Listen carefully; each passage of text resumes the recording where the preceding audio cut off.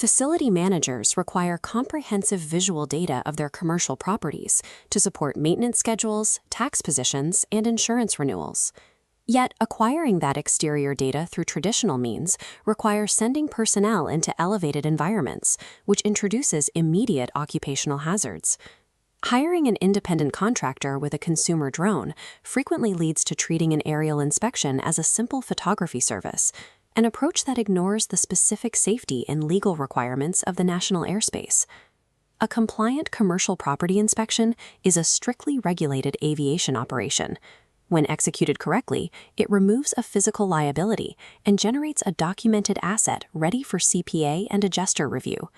We can visualize this requirement using a model called the compliance stack. Securing a defensible property record requires navigating 3 overlapping domains: physical risk under OSHA, airspace regulation under the FAA, and financial documentation under the IRS and NAIC. The foundation of this stack is physical safety. Before data is collected, the primary objective is eliminating the hazard of elevation. The middle layer dictates how you legally operate an aircraft in the national airspace to acquire your data. The top layer dictates how you apply that data to specific financial and bureaucratic systems. Producing a property record that holds up under regulatory scrutiny is impossible without satisfying the rules within all 3 layers. Property management culture often treats a quick ladder climb for a routine roof check as a routine task. The statistical data from safety regulators suggests a different reality. According to the Occupational Safety and Health Administration, falls consistently remain the leading cause of death in construction, and they account for 20% of all fatal and lost workday injuries in general industry. NIOSH data reveals 40% of ladder injuries involve base slideouts from incorrect angles, requiring a precise 75-degree inclination. Furthermore, CDC reporting shows 90% of non-fatal emergency ladder falls occur under 16 feet, making 6 to 10 feet the most common injury zone. This data indicates that even a 1-story commercial roof check carries significant operational risk. Routine heights consistently generate severe hospital-admitted injuries. Operating a ladder legally under OSHA guidelines requires extensive preparation.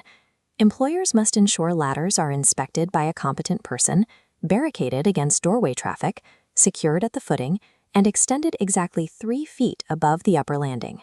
OSHA explicitly advises that ladders are not always the best tool.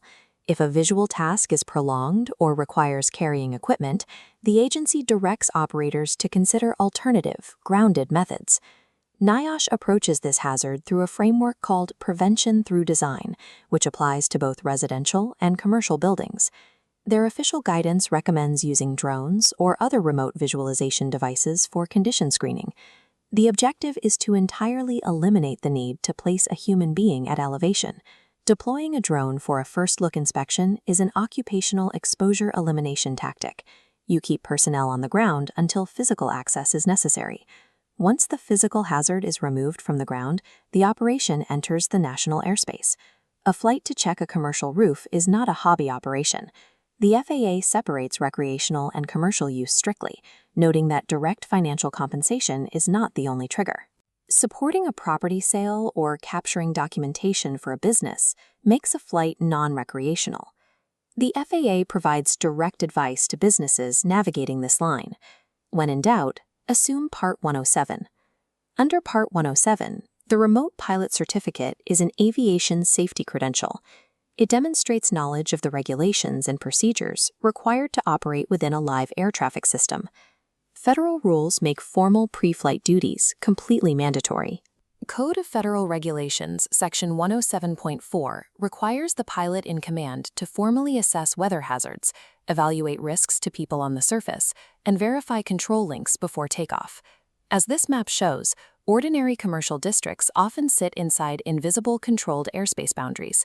Operating within Class B, C, D, or designated Class E surface areas requires prior authorization from air traffic control, typically secured through the FAA's LAANC system.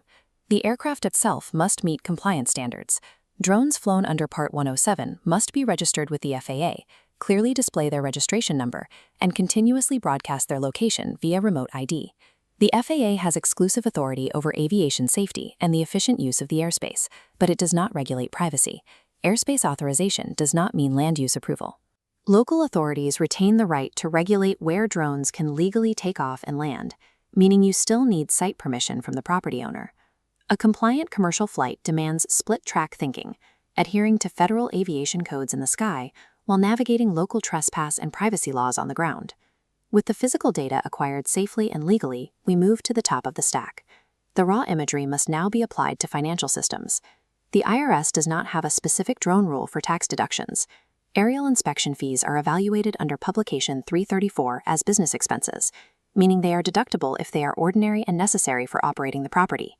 The core tax tension for property owners, detailed in IRS Publication 527, is distinguishing between a current repair, which is deducted immediately, and a capital improvement, which must be depreciated over time.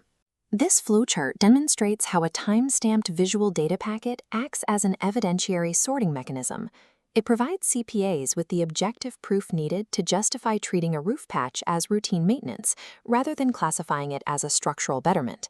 This documentation becomes critical during disaster recovery. Both the National Association of Insurance Commissioners and Ready.gov explicitly direct property owners to create visual baselines before severe weather strikes. The NAIC emphasizes capturing pre-storm conditions for difficult-to-access exterior areas, like roofs and high walls.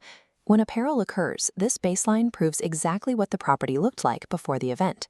If your property suffers a disaster, the IRS requires you to calculate your business property casualty loss using Section B of Form 4684. Matching your pre-incident baseline imagery against post-incident damage imagery provides the substantiation required to complete Form 4684 and supports FEMA damage assessment workflows for public assets. Visual imagery alone does not complete a claim file. NAIC guidelines state that these photographs must be paired with receipts, serial numbers, and structured inventories to be effective. Structured aerial data serves a strict bureaucratic purpose. It is the required raw material you need to execute complex tax and insurance formulas accurately. Reassembling the compliance stack shows how these three layers depend on one another. A defensible property inspection rests on 4 pillars: utilizing a certificated pilot, flying a registered aircraft, establishing a verifiable pre-loss baseline, and producing a CPA and adjuster-ready file. It is essential to recognize the operational limits of this data. A visual record does not bypass the human insurance adjuster. It cannot override your policy deductibles, and it does not change the difference between actual cash value and replacement cost coverage. For public entities, this data does not guarantee FEMA assistance, nor does it replace the need for physical engineering oversight when severe structural damage occurs. A compliant aerial inspection equips the property manager, CPA, and adjuster with a factual record. It removes the physical hazard from the equation, obeys the laws of the airspace, and delivers the specific evidence your financial systems demand.